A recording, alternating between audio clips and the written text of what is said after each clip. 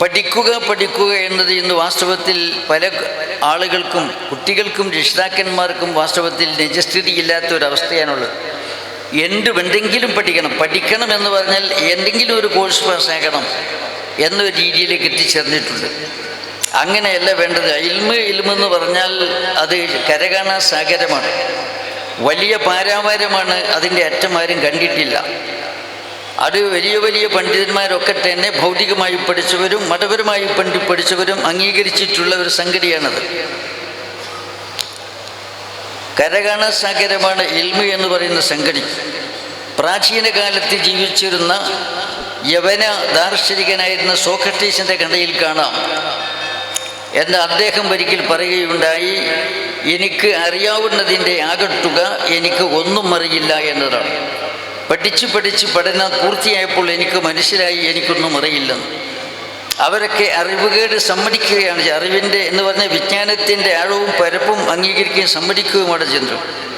20-ാം നൂറ്റാണ്ടിലെ ഏറ്റവും വലിയ ശാസ്ത്രജ്ഞനായിരുന്ന ഐൻസ്റ്റൈൻ അദ്ദേഹത്തിൻ്റെ പ്രവിശാലമായ അദ്ദേഹത്തിൻ്റെ ലൈബ്രറിയിലേക്ക് കടന്നു വന്ന് ആ ലൈബ്രറിയുടെ ഒരു മൂലക്കുള്ള ഷെൽഫിൻ്റെ അടുത്ത് നിന്നുകൊണ്ട് അദ്ദേഹം പറഞ്ഞത് അദ്ദേഹത്തിൻ്റെ ജീവിതത്തിൽ വായിക്കാൻ സാധിക്കും. അദ്ദേഹം പറഞ്ഞത് എന്താണെന്ന് പറഞ്ഞാൽ, നമുക്ക് അറിയുന്നതും അറിയാത്തതും തമ്മിലുള്ള അന്തരം ഈ കൊച്ചു ഷെൽഫും ഈ വിശാലമായ ലൈബ്രറിയും തമ്മിലുള്ള ബന്ധമാണ്. ഈ കൊച്ചു ഷെൽഫിൽ കൊച്ചു കൃതികൾ മാത്രമാണുള്ളത്. ബൃഹത്തായ വലിയ വലിയ ശാസ്ത്രീയ ഗ്രന്ഥങ്ങൾ നിറഞ്ഞു നിൽക്കുന്ന വലിയ അലമാരകൾ നിറഞ്ഞു നിൽക്കുന്ന ലൈബ്രറി. അപ്പം നമുക്ക് അറിയുന്നതും അറിയാത്തതും തമ്മിലുള്ള ബന്ധം അങ്ങനെയാണെന്നാണ് അദ്ദേഹം പറഞ്ഞത്. വാസ്തവത്തിൽ എങ്ങനെയും പറഞ്ഞാൽ പോരാ. ഒമാ ഊറ്റിയിട്ടും മിന്നലിൽമി ഇല്ല കലീല, വിശുദ്ധ ഖുർആൻ പറഞ്ഞു. വളരെ കുറഞ്ഞ അറിവ് മാത്രമേ ഞങ്ങൾക്ക് നൽകപ്പെട്ടിട്ടുള്ളൂ എന്ന്. നമ്മുടെ ഞാൻ ഭൗതികന്മാരുടെ കാര്യം ആദ്യം പറയുന്നു, പിന്നീട് മറ്റേത് പറയാം. മലയാളക്കരയിലെ പ്രസിദ്ധ കവിയായിരുന്ന മഹാകവി വള്ളത്തോൾ അദ്ദേഹം ഒരിക്കൽ പറയുകയുണ്ടായി, ബുദ്ധി കൊണ്ടു ചിറകുകൾ വെച്ചങ്ങു എത്ര മേൽപോട്ടു കയറി പറന്നാലും മാനവനവൻ മട്ടിലെ ദൂരസ്ഥം ജ്ഞാനദേവതേ നിന്ന ഭൂമണ്ഡലം. ബുദ്ധി കൊണ്ട് ചിറക് വെച്ച് എത്ര മേൽപോട്ട് കയറി ചെന്നാലും വിജ്ഞാനത്തിൻ്റെ നഭോമണ്ഡലമാകുന്ന ആകാശം അകന്നു പോകുക എന്നതല്ലാതെ അതിനെ പിടിക്കാൻ കഴിയുകയില്ല. അത്രയ്ക്ക് വിശാലമാണ് അറിവുകൾ. ഇത് ഭൗതികന്മാരെ സംബന്ധിച്ച കാര്യം മതപരമായി പഠിച്ചവർ ഏതായാലും അംഗീകരിച്ചിട്ടുണ്ട്. ബഹുമാനപ്പെട്ട ഇമാമുദ്ദുന്യ ഇമാമു ഷാഫി റളിയല്ലാഹു തആല അൻഹു മഹാനവർ പറഞ്ഞു, ഖുദ്ദമ കുല്ലമാ അദ്ദബനി ദഹർ അറാനി നക്സഅകലി വകുല്ലമാ സദത്തു ഇൽമൻ സാദനി ഇൽമം ബിജഹലി. കുല്ലമാ അദ്ദബനി ദഹർ അറാനി നക്സഅകലി. കാലം എനിക്ക് മര്യാദ പഠിപ്പിച്ചു കൊണ്ടിരുന്നപ്പോൾ, അഥവാ എനിക്ക് പ്രായം കൂടിക്കൂടി വരും തോറും എന്താണ് എനിക്ക് ബുദ്ധിയില്ല, ബുദ്ധി കുറവാണെന്ന് ബോധ്യപ്പെട്ടു.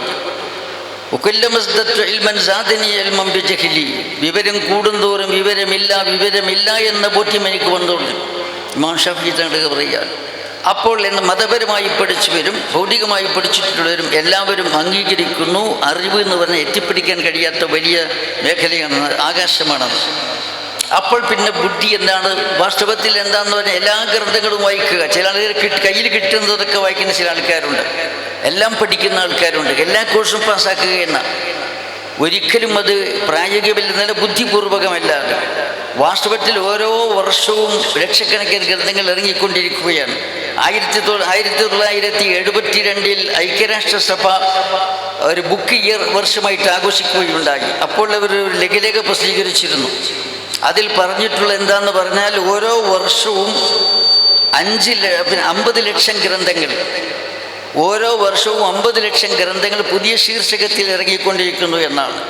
അത് അന്താരാഷ്ട്ര ലെവലിൽ രജിസ്ട്രേഷൻ നൽകുന്ന ഗ്രന്ഥങ്ങളെക്കുറിച്ച് വരെ മാത്രമേ അവർക്കുള്ളൂ. അതല്ലാത്തത് എത്രയുണ്ട്. മനുഷ്യൻ എഴുത്തുകല കണ്ടുപിടിച്ചത് മുതൽക്ക് വിരചിതമായ പ്രസിദ്ധീകൃതവും അല്ലാത്തതുമായിട്ടുള്ള കോടാനുകോടി ഗ്രന്ഥങ്ങൾ ലോക ലൈബ്രറികളിൽ വടിഞ്ഞൊഴുകുകയാണ്. അത് മുഴുവൻ വായിക്കാൻ സാധിക്കുമോ? അത് വായിക്കുന്നത് പോയിട്ട് പഠിക്കുന്നത് പോയിട്ട് മറിക്കാൻ സാധിക്കുമോ? എണ്ണി തീർക്കാൻ പോലും സാധിക്കുകയില്ല. അപ്പോൾ പിന്നെ ബുദ്ധി എന്താണ്?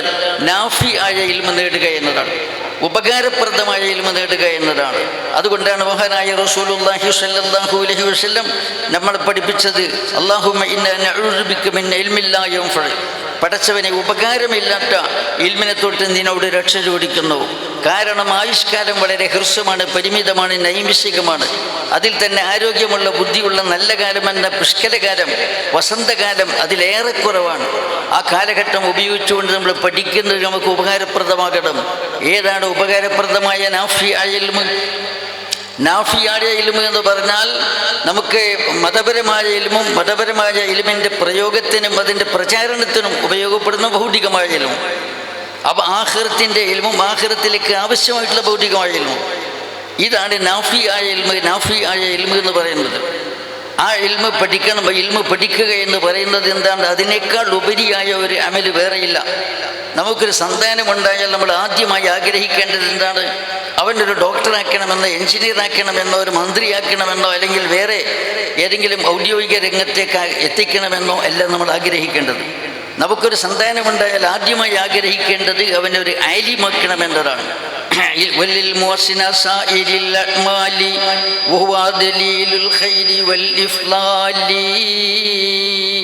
സകല കർമ്മധർമ്മങ്ങളിലും ഏറ്റവും ശ്രേഷ്ഠമായ ഇൽമ എന്നതാണ്. അല്ലാഹു തആല ഒരാളെ ആദരിച്ചിരിക്കുന്നു, അനുഗ്രഹിച്ചിരിക്കുന്നു എന്നതിൻ്റെ ലക്ഷണവും കൂടിയാണ് ഇൽമ് എന്ന് പറയുന്നത്. അതുകൊണ്ടാണ് വിശുദ്ധ ഖുർആൻ പറഞ്ഞത്, വമൻ യൂതൽ ഹിക്മത ഫഖദ് ഊതിയ ഖൈറൻ കസീറ. ആർക്കെങ്കിലും മതപരമായ ഇൽമ് നൽകപ്പെട്ടാൽ ധാരാളം ഖൈർ നൽകപ്പെട്ടു. ഇതിന് വ്യാഖ്യാനമായി ഹദീസിൽ കാണാം, മൻ യുരിദില്ലാഹു ബിഹി ഖൈറൻ യുഫഖിഹു ഫിദ്ദീൻ. അല്ലാഹു തആല ഒരാൾക്ക് ഗുണം നൽകണമെന്ന് ഉദ്ദേശിച്ചാൽ അവന് സമ്പത്ത് നൽകുമെന്നോ ആരോഗ്യം നൽകുമെന്നോ പ്രശസ്തി നൽകുമെന്നോ ഭരണാധികാരം നൽകുമെന്നോ എല്ലാവരും റസൂലുള്ളാഹി സ്വല്ലല്ലാഹു അലൈഹി പറഞ്ഞത്, മൻ യുരിദില്ലാഹു ബിഹി ഖൈറൻ യുഫഖിഹു ഫിദ്ദീൻ. അവന് മതപരമായ അറിവ് നൽകുമെന്നാണ് പറഞ്ഞിട്ടുള്ളത്. അത് വളരെ വലിയ സ്ഥാനമാണ്. മൻജാഅഹുൽ മൗതു ഹദീസിൽ നമുക്ക് കാണാം, മൻജാഅഹുൽ മൗതു വഹുവ യത്ലുബുൽ ഇൽമ ലിയുഹിയ ബിഹിൽ ഇസ്ലാം ഫബൈനഹു വബൈനൻ നബിയ്യിന ദർജ വാഹിദ. ഒരാൾക്ക് മരണം ആസന്നമായി, അവൻ ഇൽമ് പഠിച്ചുകൊണ്ടിരിക്കെ, വിദ്യാർത്ഥിയായിക്കൊണ്ടിരിക്കെ, മതവിദ്യാർത്ഥിയായിക്കൊണ്ടിരിക്കെ ഒരാൾക്ക് മരണം വന്നു. എന്തിനു വേണ്ടിയാണ് അവൻ വിദ്യാഭ്യാസം നേടുന്നത്? പേരിന് വേണ്ടിയോ പ്രശസ്തിന് വേണ്ടിയോ ഖ്യാതിക്ക് വേണ്ടിയോ ഉദ്യോഗത്തിന് വേണ്ടിയോ ശമ്പളത്തിന് വേണ്ടിയോ അല്ല. പിന്നെ ലിയുഹിയ ബിഹിൽ ഇസ്ലാം, അത് മുഖേന ഇസ്ലാമിന് ചൈതന്യം ജീവൻ നൽകുവാൻ വേണ്ടി. എന്നാൽ അവൻ്റെയും അമ്പിയാക്കന്മാരുടെയും ഇടയിൽ ഒരു ദർജയുടെ വ്യത്യാസം മാത്രമുള്ളൂ എന്നാണ് ഹദീസിൽ പറയുന്നത്. ഇതുകൊണ്ടാണല്ലോ മറ്റൊരു ഹദീസിൽ ആദരവായ റസൂലുള്ളാഹി സ്വല്ലല്ലാഹു അലൈഹി പറഞ്ഞത്, എന്ത് യശ്ഫഉ യൗമൽ ഖിയാമ അൽ അംബിയാഉ സുമ്മൽ ഉലമാ സുമ്മ ശുഹദാ. ഖിയാമത്ത് നാളിൽ പ്രധാനമായി ശുപാർശകർ ആരൊക്കെയാണ്? ഒന്നാമതായിട്ട് അമ്പിയാക്കന്മാർ, രണ്ടാമതായിട്ട് ഉലമാക്കൾ, മൂന്നാമതായിട്ട് ശുഹദാക്കന്മാർ. ശുഹദാക്കന്മാരെക്കാൾ വലിയ സ്ഥാനം അല്ലാഹു തആല ഉലമാക്കൾക്ക് നൽകിയിരിക്കുകയാണ്. ഇത്രയും വലിയ പദവിയാണുള്ളത്. ഇത് എന്തിനു വേണ്ടിയായിരിക്കണം? ഇൽമ് പഠിക്കുന്നത് പഠിപ്പിക്കുന്നത് എന്തിനു വേണ്ടി? ലിയുഹിയ ബിഹിൽ ഇസ്ലാം. മഹാനായ റസൂലുള്ളാഹി സ്വല്ലല്ലാഹു അലൈഹി വസല്ലം വിജ്ഞാന സമ്പാദനത്തിൻ്റെ പ്രത്യേക ലക്ഷ്യം എടുത്തു പറഞ്ഞിരിക്കുകയാണ്, ഇസ്ലാമിനെ ജീവൻ നൽകുവാൻ. അപ്പോൾ ഇസ്ലാമിൻ്റെ ചൈതന്യത്തിനും പ്രബോധനത്തിനും വേണ്ടിയായിരിക്കണം ഇൽമ് പഠിക്കുന്നത്. നേരെ ഓപ്പോസിറ്റ് ആണെങ്കിലോ, മൻ തലബ ഇൽമൻ, വല്ലവനും ഇൽമ് തേടിയാൽ ഹദീസിൽ കാണാൻ സാധിക്കും, വല്ലവനും അറിവ് തേടി എന്താ എന്തിനു വേണ്ടി എന്ന് പറഞ്ഞാൽ യുജാരിയ ബിഹിൽ ഉലമാ, പണ്ഡിതന്മാരോടൊപ്പം എത്താൻ, പണ്ഡിതന്മാരുടെ നിരയിൽ എത്തിച്ചേരാൻ ഞാനും ഒരു പണ്ഡിതനാകണം എന്ന് വിചാരിച്ചുകൊണ്ട് ഇൽമ നേടി. ഔലി യുമാരിയ ബിഹി ശുഫ, അല്ലെങ്കിൽ വിവരം കെട്ട ആളുകളോട് തർക്കിക്കുവാൻ വേണ്ടി, അല്ലെങ്കിൽ അല്ലെങ്കിൽ ജനമുഖങ്ങളെ അവനിലേക്ക് ആകർഷിക്കുവാനും തിരിക്കുവാനും, വലിയ പണ്ഡിതൻ, വലിയ പ്രശസ്തൻ, വലിയ ബിരുദധാരി എന്ന നിലയ്ക്ക് ജനമുഖങ്ങളൊക്കെ എങ്ങോട്ട് തിരിയണം, ജനമനങ്ങളെ സ്വാധീനിക്കണം. അതിനുവേണ്ടിയാണ് ഇൽമു പഠിക്കുന്നതെങ്കിൽ അദ്ബഹുല്ലാഹു ബിന്നാർ, നരകം കൊണ്ട് അല്ലാഹു തആല ശിക്ഷിക്കുമെന്ന് പറഞ്ഞുകൊണ്ട്. അപ്പോൾ ഇൽമു നമ്മൾ പഠിപ്പിക്കുന്നതിൻ്റെ ലക്ഷ്യം അതാണ്. പിന്നെ പേരുണ്ടായേക്കാം, പ്രശസ്തി ഉണ്ടായേക്കാം, ഉദ്യോഗം കിട്ടിയേക്കാം, അതൊക്കെ രണ്ടാമത്തെ സീഡ് ബൈ സീഡായി വരുന്ന കാര്യമാണ് നമ്മുടെ ലക്ഷ്യമല്ല. ഏതെങ്കിലും ആവട്ടെ, അങ്ങനെ അള്ളാഹുവിൻ്റെ പൊരുത്തത്തിന് വേണ്ടി ഇൽമു പഠിക്കുക, പഠിപ്പിക്കുക, അതുകൊണ്ട് അമലി ചെയ്യുക.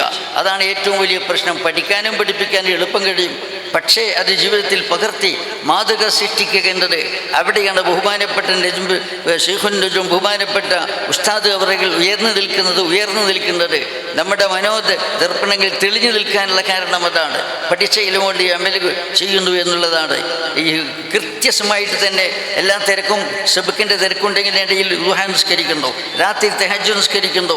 തഹജ്ജുദ് നിസ്കരിക്കാൻ പച്ചവെള്ളം ഉപയോഗിക്കാൻ സാധിക്കാതെ വന്നപ്പോൾ കുട്ടികളെ, അതിന് തയ്യാറുള്ള കുട്ടികളെ സ്വമനസ്സാ തയ്യാറായവർ ആരെയും നിർബന്ധിക്കാതെ രാത്രി വെള്ളം ചൂടുപിടിപ്പിക്കാൻ ഏൽപ്പിക്കുന്നു. അവർ ചൂടുവെള്ളം ഉണ്ടാക്കി കൊടുക്കുന്നു, എന്നിട്ട് തഹജ്ജുദ് നിസ്കരിക്കുന്നു. ഞാൻ പലപ്പോഴും വന്നിട്ടുണ്ട് ഉസ്താദിനെ കാണാൻ വേണ്ടി. റമദാനിൽ ഇവിടെ വന്നാൽ ഒടുവിലത്തെ 10 എന്താന്ന് പറഞ്ഞ ഇവിടെ ഈ അസുഖം ബാധിക്കുന്നത് വരെ ഈത്തിക്കാഫിലാണ്. അദ്ദേഹത്തെ അനുകരിച്ചുകൊണ്ട് തൻ്റെ സഹോദരന്മാരും പിന്നീട് ഇത്തിക്കാഫിരിക്കാൻ തുടങ്ങി. അങ്ങനെ പണ്ഡിതന്മാരുടെ കൂട്ടത്തിൽ വാസ്തവത്തിൽ ഒടുവിലത്തെ 10 റസൂലുള്ളാഹി തങ്ങളുടെ ഉദാത്ത മാതൃക സ്വീകരിച്ചുകൊണ്ട് പള്ളിയിൽ ഒടുവിലത്തെ 10 ഇത്തിക്കാഫിരിക്കുന്നത് വളരെ അപൂർവമാണ്, അത്യപൂർവമാണ്. അക്കൂട്ടത്തിൽ ഒരാളായിരുന്നു ബഹുമാനപ്പെട്ട ബിരാങ്ക ഉസ്താദ് എന്ന് പറഞ്ഞത്. അപ്പം അതുകൊണ്ട് നാഫിയായാലും പഠിക്കുവാനും പഠിച്ചനുസരിച്ച് അമലി ചെയ്യുവാനും അള്ളാഹു നമുക്ക് എല്ലാവർക്കും തൗഫീഖ് ചെയ്യട്ടെ എന്ന് ദുആ ചെയ്തുകൊണ്ട് മഹാനവറുടെ സ്ഥാനപദവി അള്ളാഹു ഉയർത്തി കൊടുക്കുമാറാകട്ടെ. മഹാനവറുകളെ അനുകരിച്ച് നല്ല ജീവിതം നയിക്കുവാൻ, മാതൃകാ ജീവിതം നയിക്കുവാൻ നമുക്ക്, നമ്മുടെ സന്താനങ്ങൾക്കും നമ്മുടെ ശിഷ്യന്മാർക്കും അള്ളാഹു തആല തൗഫീഖ് ചെയ്യുമാറാകട്ടെ. ഈ മഹത്തായ പരിപാടി ഇവിടെ സംഘടിപ്പിച്ച സംഘാടകർ വളരെ കഷ്ടപ്പെട്ടിട്ടുണ്ട്. ഇത്രയും ആളുകളോട് സംഘടിപ്പിക്കാൻ അള്ളാഹു തആല സംഘാടകർക്ക് ഖൈറും ബർക്കത്തും ഏറ്റിക്കൊടുക്കുമാറാകട്ടെ. ആയുഷ്കാലത്തിലും അവരുടെ ജോലിയിലും കുടുംബത്തിലും ബർക്കത്ത് ചെയ്യുമാറാകട്ടെ. അതുപോലെ തന്നെ ഇവിടെ ബഹുമാനപ്പെട്ട ബദർ സാദാത്ത് തങ്ങളുടെ ആഹ്വാനം സ്വീകരിച്ചുകൊണ്ട് ഈ സദസ്സിൽ നിന്ന് എല്ലാവരും ഇവിടെ സംഭാവന ഓഫർ ചെയ്തിരിക്കുകയാണ്. ഇനി ഓഫർ ചെയ്യാൻ ഉദ്ദേശിച്ചവരുമുണ്ട്, മനസ്സിൽ ഉദ്ദേശിച്ചവരും. അള്ളാഹു തആല എല്ലാവർക്കും ഖൈറും ബർക്കത്തും ഏറ്റിക്കൊടുക്കട്ടെ. ആഖിറത്തിലേക്കുള്ള വലിയ നിധിയായി അള്ളാഹു സ്വീകരിക്കട്ടെ. മീസാനിൽ വെയിറ്റുള്ള അമലായി അള്ളാഹു സ്വീകരിക്കട്ടെ. അവരുടെ സദഖയുടെ ബർക്കത്ത് കൊണ്ട് അള്ളാഹു നമ്മളെയും ഖൈറിൻ്റെയും മഹിലിൻ്റെയും അഖിലുകാരാക്കി തരുമാറാകട്ടെ. നമ്മൾ രോഗികളാണ്, പല ആളുകളും അള്ളാഹു ശിവ നൽകുമാറാകട്ടെ. നമ്മുടെ ബന്ധുമിത്രാദികളിൽ പലരും, നമ്മുടെ ഭാര്യ സന്താനങ്ങളിൽ പലരും രോഗികളായിട്ടുള്ള ആളുകളുണ്ട്. ദുആ കൊണ്ട് വസീയത്ത് ചെയ്തവരുണ്ട്, ശിഷ്യന്മാരുണ്ട്, രോഗികൾ പലരും രോഗശയ്യയിൽ കിടക്കുന്നവരുണ്ട്. എല്ലാവർക്കും ഉടയ തമ്പുരാനെ ഈ മഹത്തായ മജ്ലിസിൻ്റെ ഹക്ക് കൊണ്ട്, ഈ മജ്ലിസിൽ പങ്കെടുത്ത ബഹുമാനം മഹാന്മാരായിട്ടുള്ള സയ്യിദുമാരുടെ ഹക്ക് കൊണ്ട്, ബഹുമാനപ്പെട്ട ശൈഖുൻ നുജൂമിൻ്റെ ഹക്ക് കൊണ്ട് ഞങ്ങളുടെയും അവിടെയും രോഗങ്ങൾക്ക് ശിവ നൽകേണ്ട റഹ്മാനെ, പൂർണ്ണമായ ആരോഗ്യം സന്തോഷം ഞങ്ങൾക്ക് നൽകേണ്ട റഹ്മാനെ. ബിറഹ്മതിക യാ അർഹമർ റഹീമീൻ ബിഹഖി അല്ലാഹുമ്മ സ്വല്ലി അലാ മുഹമ്മദ് വൽ ആലി വസ്സഹബി വസല്ലിം. അല്ലാഹുമ്മ സ്വല്ലി അലാ മുഹമ്മദ് വൽ ആലി വസ്സഹബി വസല്ലിം. അല്ലാഹുമ്മ സ്വല്ലി അലാ മുഹമ്മദ് വൽ ആലി വസ്സഹബി വസല്ലിം.